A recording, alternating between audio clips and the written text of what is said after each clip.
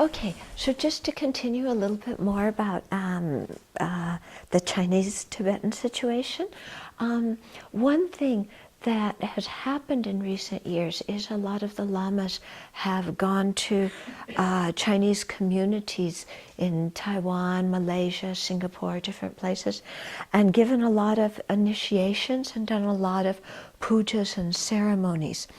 And I know when I go to Malaysia, for example, people tell me I'm about the only monastic who teaches the Dharma when I go.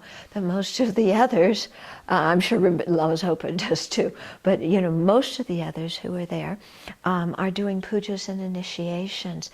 And so why is this, you know? And so it's, because it's also confusing for people, you know, why all these rituals and stuff like that. So I think it's a two-way thing, that there's something in people's minds where they have this kind of blind faith in a ritual or a ceremony, kind of like the less you understand, the more blessing you get. Yeah, and people's attachment to external things, you know, I want blessed water, I want, you know, a cord, or I want to get hit on the head with a vase or whatever. And too much emphasis on the external things instead of on teaching the Dharma.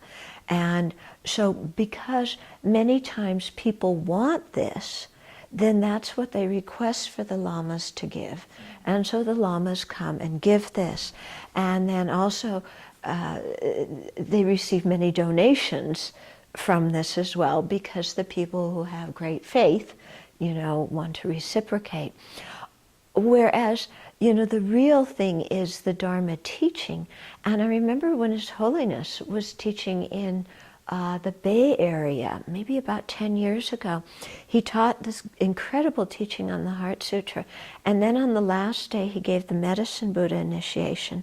On the last day, they were totally sold out, and beyond, the whole grassy area beyond was filled with people. And His Holiness said, it should not be like this. Yeah, many people should come for the teachings, and then fewer people for the initiation. Yeah, but you see, because people sometimes want this, you know, kind of, they're looking for an external blessing or something.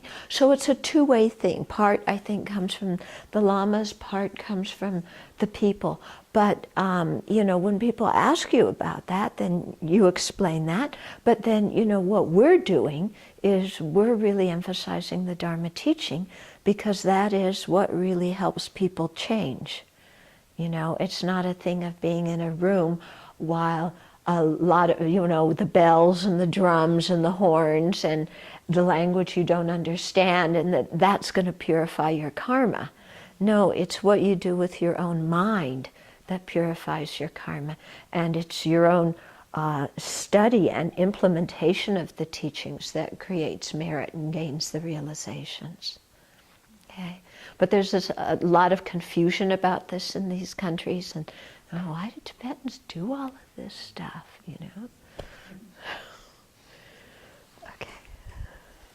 Oh, and that when there is a real initiation, you know, usually the students are prepared with teachings beforehand, and then they receive an initiation. And the purpose of taking the initiation is not just to get a blessing, but because somebody wants to do the practice. Yeah, and so, you know, the real motivation should be a motivation of bodhicitta, and your bodhicitta is so strong that you want to really get enlightened quickly, and so you want to be able to do this practice to help you do that.